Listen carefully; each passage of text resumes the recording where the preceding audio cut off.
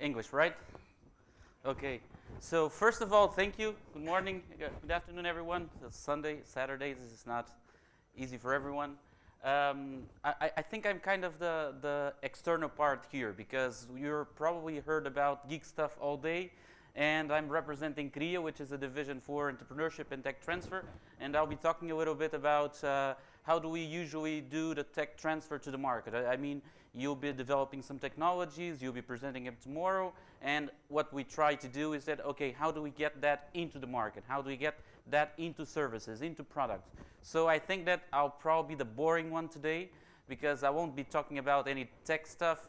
I don't know anything about that. I surely did not do this.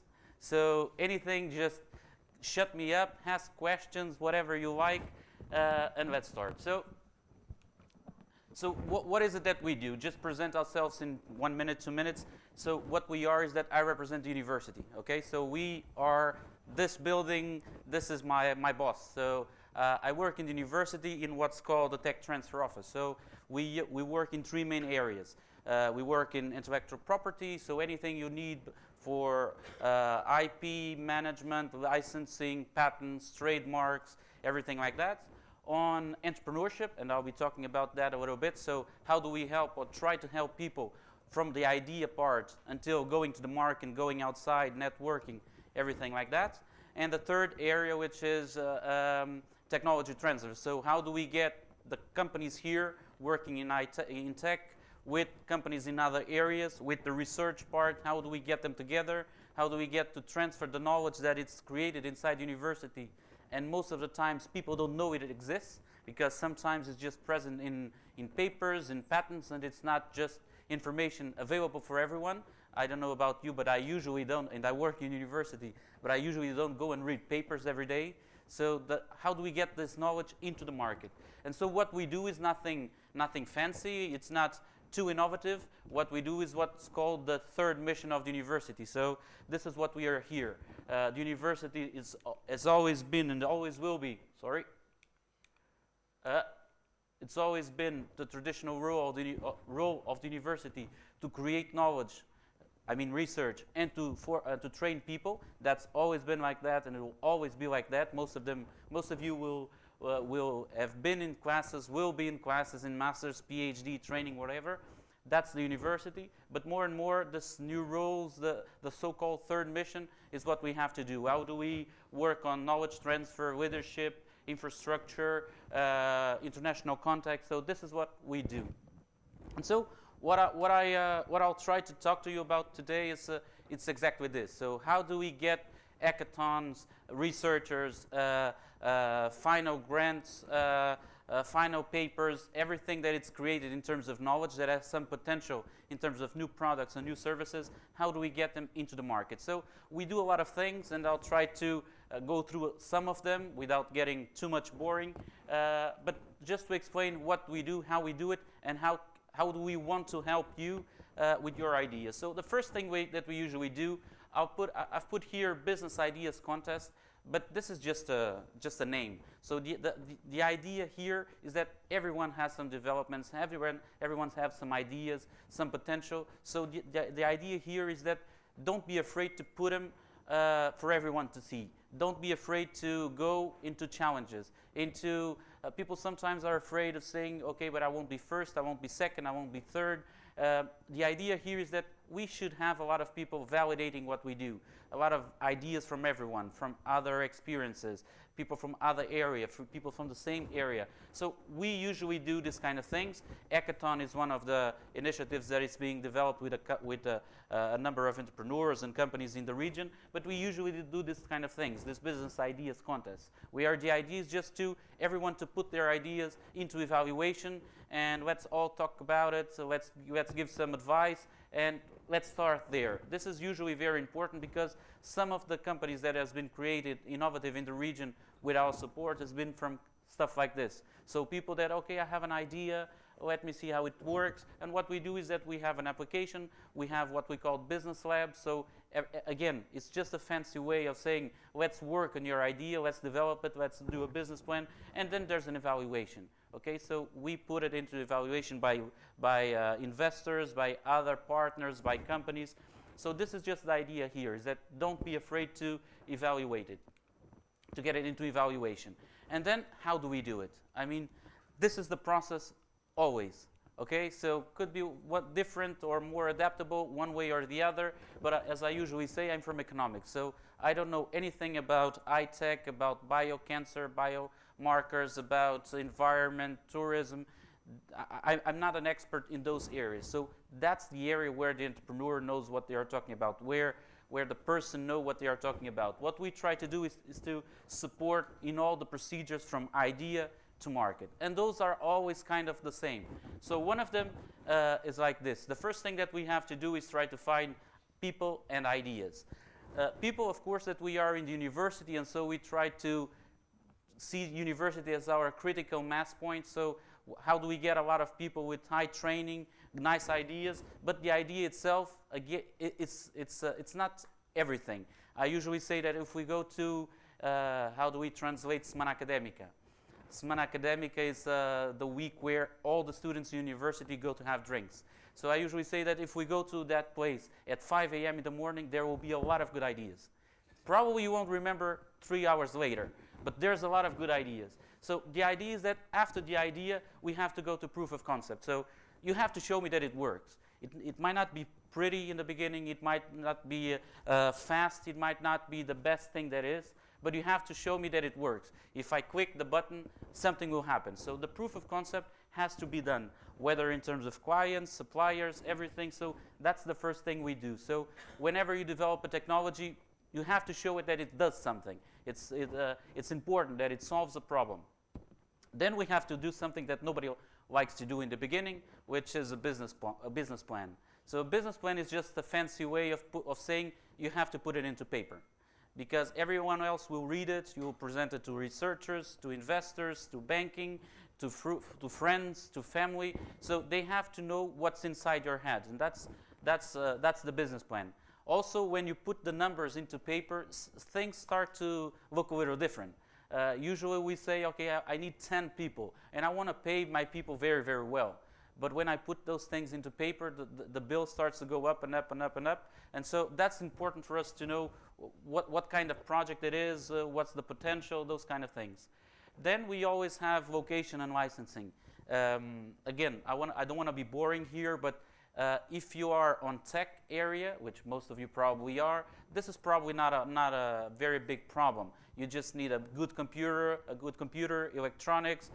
You need a space where probably an office, and you can work. But for example, if you have some electronics, you might need UE licensing.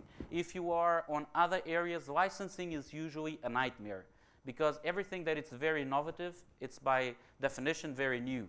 And legislation is not very good in going ahead with time. So usually legislation is not updated. So everything that is very innovative, it's a problem for licensing. Then also financing. Everyone needs money. We've supported up to more than 106, 107 companies so far, and I think that none of them said, I have a lot of money, what can I do? It's always the other way around. I have an idea, I don't have any money, what can I do? And what we usually say, and it's true, and I understand that it's something that we hear a lot of times, is that there's not a lack of money, and that's true. It's never fast and never easy, but there's a lot of money available, public, private, whatever. There's a lot of money available. We just need to understand which is the best money for my idea. And then the investment and going to market. And this here is also important. Actually, just 2 minutes ago, I'm sorry, we were having kind of a conversation here where this is the point that I want to make, is that usually the people that are very good in the technology, you can call it the geeks or the researcher, or sometimes they fell in love with the technology and they forget about the market. So sometimes it's important to forget a little bit about the technology. That's very good, I know, forget about it, but what is the market for this? Does the client want it? And how can I sell it? And this part, the market, usually, it's not easy for the people who develop the technology because they get too much focused on the technology itself. And so what we try to do is do this. So we try to support the entrepreneur or the company in all of these procedures. And once again, when you get to market, usually these things start again. So you want to develop new stuff, again the same process. New stuff, again the same process. In the end, what we want is to have more and more qualified jobs, qualified people, and new products and services. So what we do is try to do this. We try to help with consultancy, with training, with coaching, venture capital, networking. Networking is something very interesting, is that doesn't cost any money, and it's probably one of the most interesting things. So probably if one of you come to us with an idea, with something high-tech, we'll probably get the phone, and I will call 5 or 6 people that are in the room. So this networking part is important, because it's important to speak with everyone, other people with the same scope of ideas. Also, and now selling ourselves a little bit, so what we do and what we have is we have a place, an incubator inside university to receive people that want to do this kind of things. So you need a place, you need to develop something, you need some training. We have some spaces, some incubation spaces that we can rent. First year it's free, so I don't want to say rent, we can support you with. And then we have programs where they can be fancy or not, but the idea is to help with networking, advising, working the ecosystem, business plans, everything. So the idea here is that some relevant questions that I would like to pass on to you, so for further discussion. So always the questions here are kind of the same, no matter what the concept is. So one is the value strategy. What we want is to value knowledge, once again. It doesn't matter for me, it's a startup, or if you don't want to create a company, you just want to license something to another company. For me, it's the same. As long as you value the knowledge that exists, that's the important thing. So, but what does it work best for your company, for your technology? The other one is that who has the money? So who can I go to? Am I going to sell to the parent, to the child, to the mother, to the father? So who has the money? Who has the buying decision? So who is the client itself? Who makes the decision? What are the goals of the technology? So do I want to get rich very fast? Do I want to create a company and develop an ecosystem and develop further technologies? What are the goals that I have? What are the goals that my partner has? So how to present the project. This is also important. So for example, if we want to present the project to a banking system, to the bank, it's different than presenting it to an investor. So we adapt it to whoever we are presenting to. If it's a client, if it's a supplier, you have to adapt the technology and the speech to each person that you are talking to. And once again, sometimes it's also important to define what's the exit strategy. So if you are talking with a VC, with a venture capitalist, or with an investor, so you have to be clear, and you have to say, when are you going to exit? Is there a possibility? Do you want to exit or not? So there's a lot of questions that are always the same, again, no matter what the area. And just some points, some bullet points for the business plan. And I want to be boring here with the business plan, because this is an idea. And again, most of you, I think, are technology people. You are geeks, techs, whatever. And you speak the language. Imagine that you are speaking with me tomorrow. Sometimes when we are talking with some of you, I don't understand 90% of what you say. 90%. Blockchain, no idea what it is. Okay? So remember that when you're presenting something, I think tomorrow you'll be pitching your ideas. Remember that most of the people don't speak the language. So the client itself, I want to buy a telephone that it's the best one for the best price. But I don't know what's inside there. I just want to go to Facebook very fast. I just want to have a nice music. I don't understand any of it. So you have to adapt the speech. And when you do the business plan, that's something that you have to bear in mind, is that you are developing a technology, you are presenting it, but remember that you are presenting it most of the times to people that they don't understand anything. The venture capital, the investors, sometimes are people that are sitting on a shitload of money, and they want to make more money. So, but they don't care about the technology itself. So just tell me, how can I give you 100 and get back 1,000?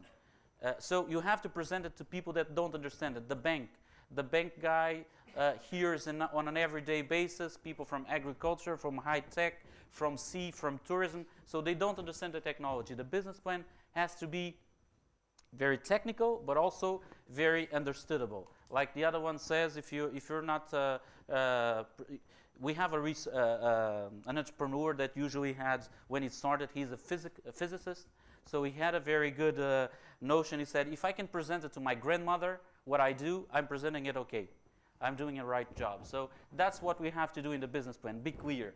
And just some bullet points, you can read it, I won't bother you with this. But one of the first things, and this is also said by everyone, is that present your people, they make a difference. And this is true. So it's usually the concept of, do I bet on the horse or do I bet on the jockey? So the people are the ones that make the difference.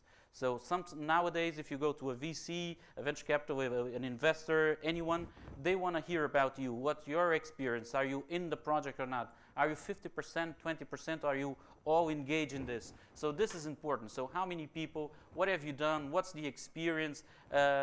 What areas do you not manage yourselves among the team so that we can have to pick up outside? This is important. And also something that I usually say is that don't be afraid to present everything. Sometimes people, and me included, we get out the university and we think, now I'm a very important guy, I have a degree, I have a master's, whatever, and so now I'm very good. And so I won't put on my CV that I work on the beach selling cakes, selling whatever. That's a mistake. So put that in.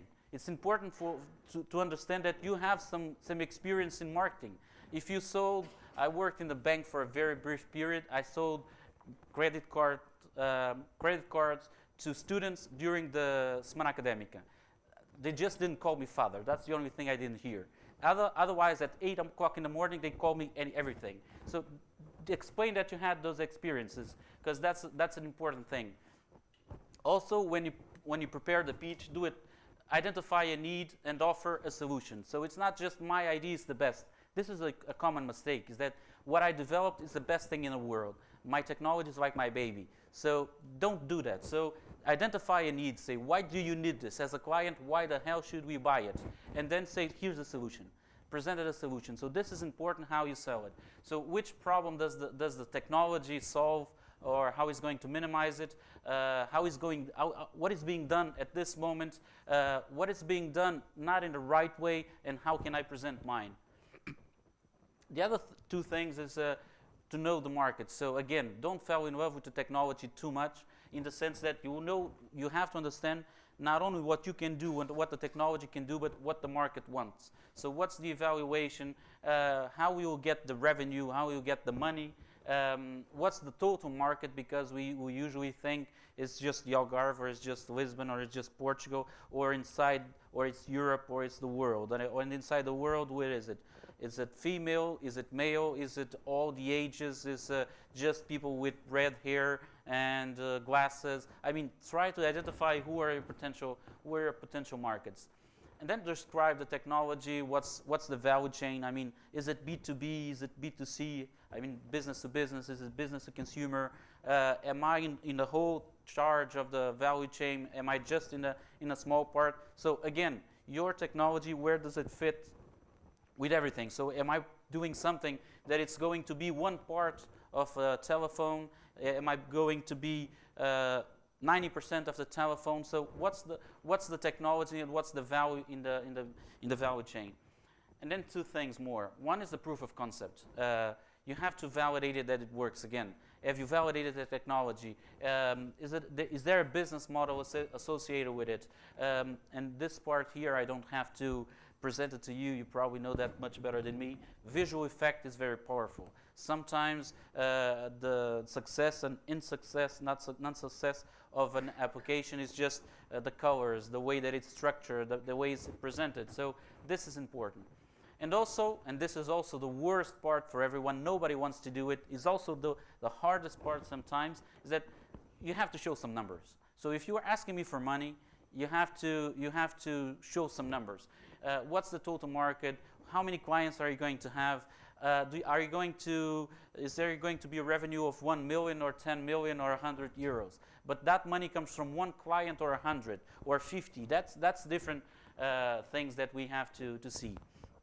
And that was just my pitch for the business plan, because everything that business plans sometimes scare people, the notion, but it's just a way of putting into paper. So even if don't do 150 pages also. please. Nobody has the time or the patience to read 120 pages, but you have to have 1, 2, 10, 15, so that's the important thing. And then, and again, you'll be doing it tomorrow, is that prepare a pitch. The pitch is important. The pitch is the most important thing. So if you get someone close in a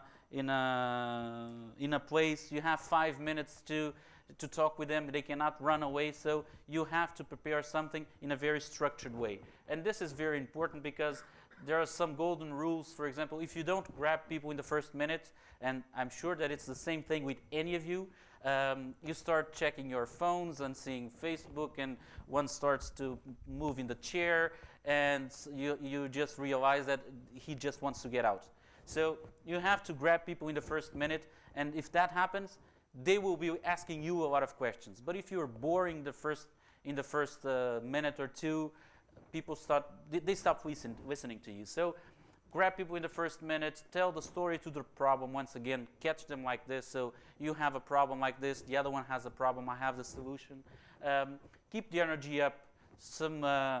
This is also sounds like not very important things, but there are some people that are going to present a business, and they are so boring and so unhappy that you seem that this person really doesn't want to do this.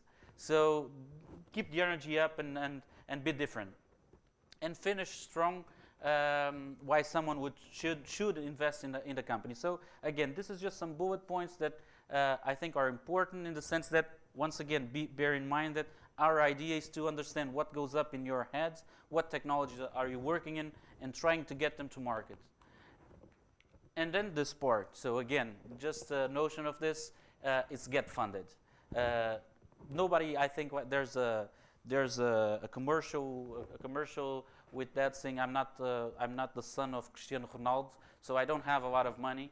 So you need to get funded somehow, or in the beginning, or for growth, or for development, or for whatever. And again, there's a lot of different options for money. There's a lot of money available. Again, never easy, never fast, bureaucratical, but there's money available. Just have a good product and idea. I'm sure you know all of them. So there's venture capital available, there's business angels, there's banks, there's, you know what the 3 F's are. So friends, fools, and family are the first ones that usually lend you some money to start stuff. Private savings, most of us don't have any. So public programs. And now in your area, and I won't talk too much about this because I'll probably make a lot of mistakes, and you know much more about this than me, is that ICOs are now an opportunity. Again, also the concept of too much innovation.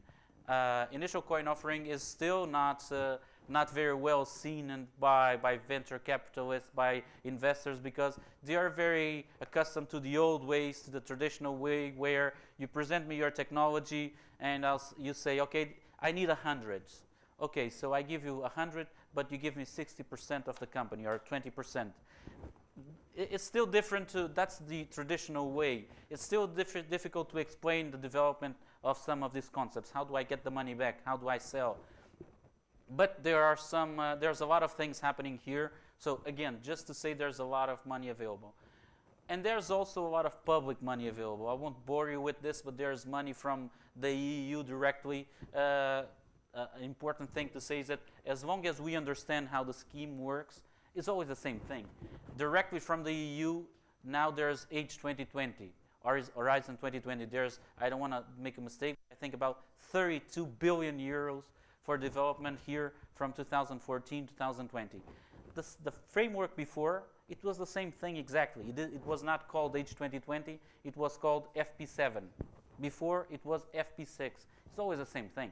Names change, but as long as you understand there's a lot of money here directly from the EU, there's cooperation money for entities, for organizations, so it's important to build an organization of companies. There's a lot of national money that it's dedicated to industry, to high-tech, to agriculture, to sea. So there are specific programs for all of this. I don't want to bore you with this, but understand there's a lot of entities like us and like private companies and like other partners that usually do this for a living. So there's a lot of people you can ask a lot of information. But basically, whatever you do or how you do it, some important things to bear in mind, and I'm almost finishing. So one is do a successful pitch. Again, don't try not to be boring. Try to put yourself in their shoes, what they want to hear. Grab people and explain the technology, but don't fall too much in love with the technology. The technology is a means to an end. So the successful pitch is important. There's joint ventures between universities and companies. Make sure that you won't know everything all the time. So there's a lot of things inside universities and other companies that are important. So joint ventures are a way to work with it. See it university enterprise or enterprise or whatever. There's a lot of IP, intellectual property, that you should manage. Whatever you do, try to patent, try to trademark, because it's a way of making it different, to make it proprietary. Do a business plan. Have funding strategies, because again, there's money for startups, there's money for development, there's money for growth, there's money for marketing. So have different strategies for each kind of funding that you need, and have an exit strategy. So understand that if it's needed, try to understand how should you get out in a successful way. And then two things that please allow me to almost finish with this, is that do international networks. Is that this thing is important.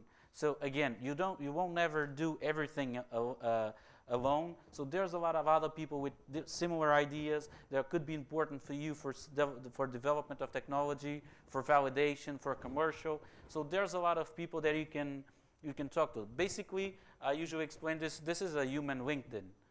So if I go to LinkedIn, I see some profiles. But if I call some of you, you'll probably know 3 or 4, and you call them, and in 5 minutes you have someone that could solve something. So this doesn't cost any money now. You can just borrow a phone from a friend, something, and it's very, very important.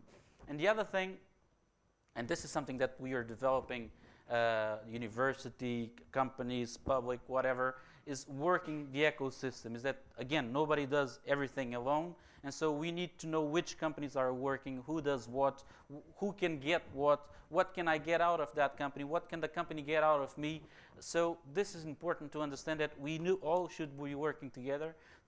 If not, we won't be able to get more people, more money, more energy. So this is an important thing.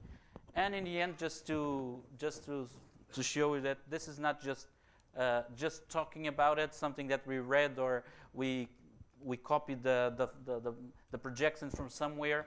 So this is something that we've done, and again, this is selling us, CRIA, as a university. So what we've developed through these processes, we now have more than 106, not 5, it's not updated, more than 106, 107 technologies. We have an incubator so here, this means that there's a lot of people that you can work with. You can talk with other guys that had the almost same ideas, that went through the same process. There's an incubator where you can have some space to work with. You can intermediate with other technologies, with other entrepreneurs.